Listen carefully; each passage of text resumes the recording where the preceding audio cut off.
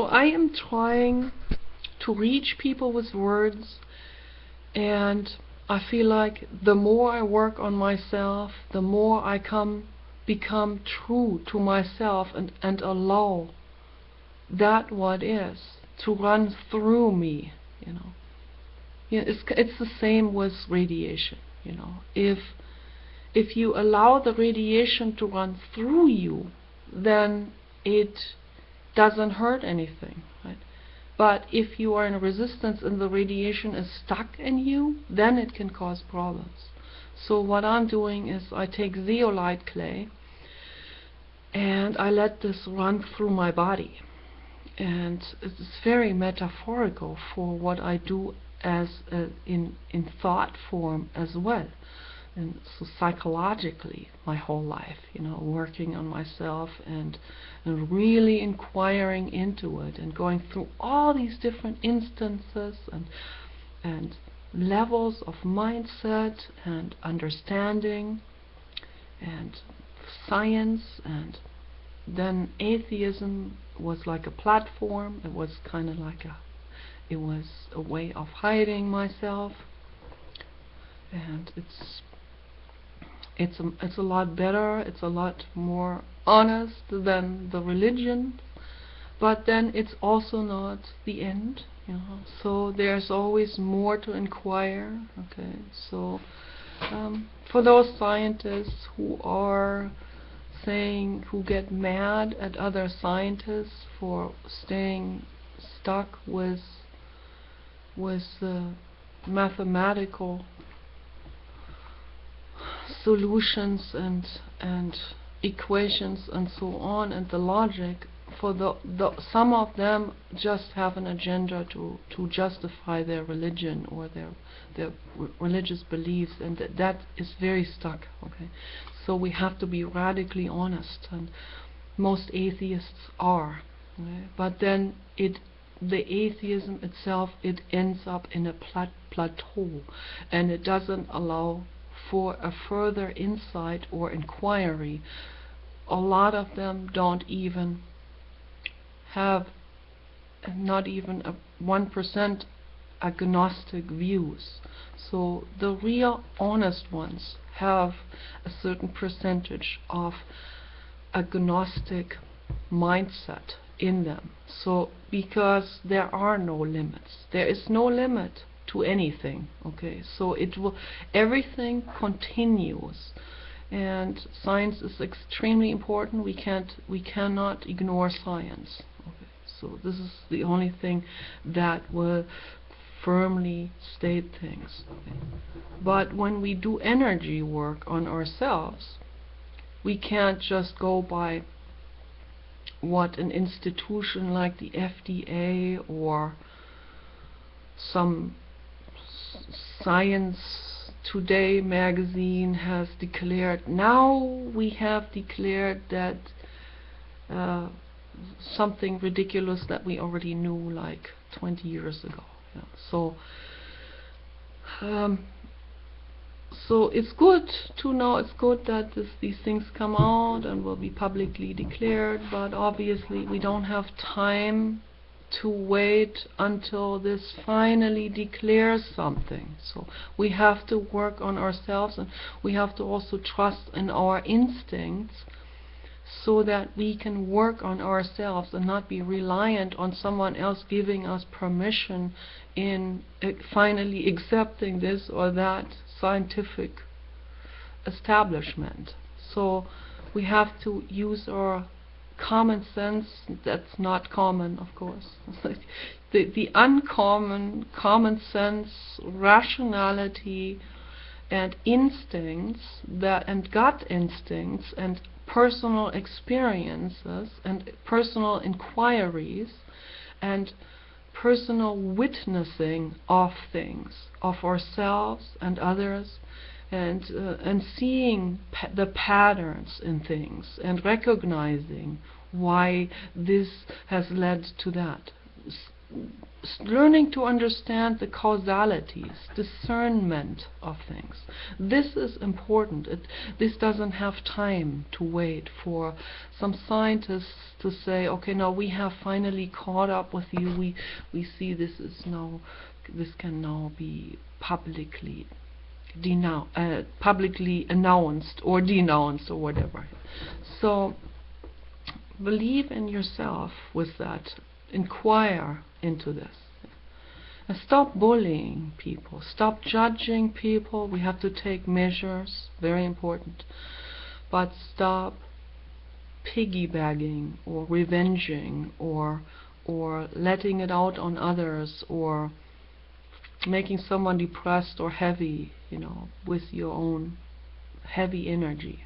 So, and then we ourselves, each person, if we work on ourselves, then we don't, again, with the same with the radiation. If we work on ourselves, then we become this whale that lets everything through.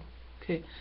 So now next time someone comes and tries to make me jealous and tries to rub it in how ugly I am or how pretty she is or something like this, next time that happens, it will just run through me like a whale, and it will not be stuck somewhere, triggering my ego and triggering into the old wound that I have. So that's so important that we work on this old wound, that we dissolve it.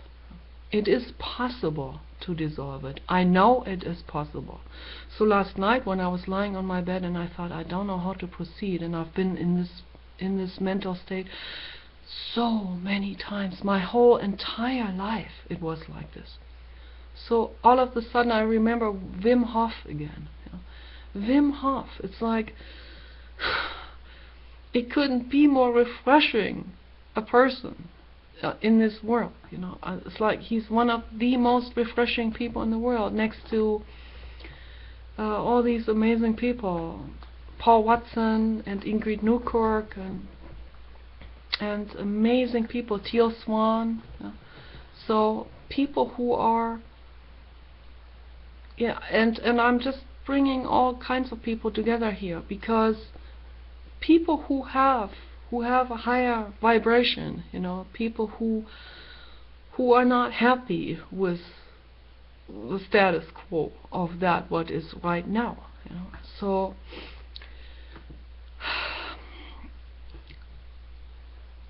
So it is possible that we work on that. This is totally possible. And when I was thinking about Wim Hof, I thought, okay, if I've already practiced it a few times with the breathing and making my feet warm again. So my feet get cold when I have fear. I get cold hands and feet. There's a saying in Germany, you get cold hands and feet when you are in fear. So because it's a fight or flight reaction, that the energy gets compressed within yourself and gets taken out of your extremities. So and it's also a state of resistance, of course, psychologically. So this fight or flight moment is a state of resistance, and I think these people in ISIS are all in this state of mind, like permanently, and that is very damaging to the body and the system, to themselves and to others. And that's why it is so incredibly important that we become aware about the breathing, what Thich Nhat Hanh is talking about, Wim Hof is talking about, Teal Swan is talking about. The breathing is so important that we remember, I am the whale who can let everything through me. All the water runs through me. It's nothing gets stuck. Okay, it runs through. It's like what the Buddhists say. It's this anicca. It doesn't matter what runs through it, as long as it is in a state of flow. What Esther Hicks is talking about, a state of vortex. It's just what Jonathan Mese is talking about. We're in a state of flowing and allowing. Okay, art is pure allowing. It's not condemning. It's not judging. Judging is resistance. art is not resistance. Art is flow. That's why so many religious people do not understand modern art, because they can only understand something that is like figuratively and literally and photorealistic or something, something they know, something that is not threatening to them. So something that gets out of that comfort zone, out of that range, something that gets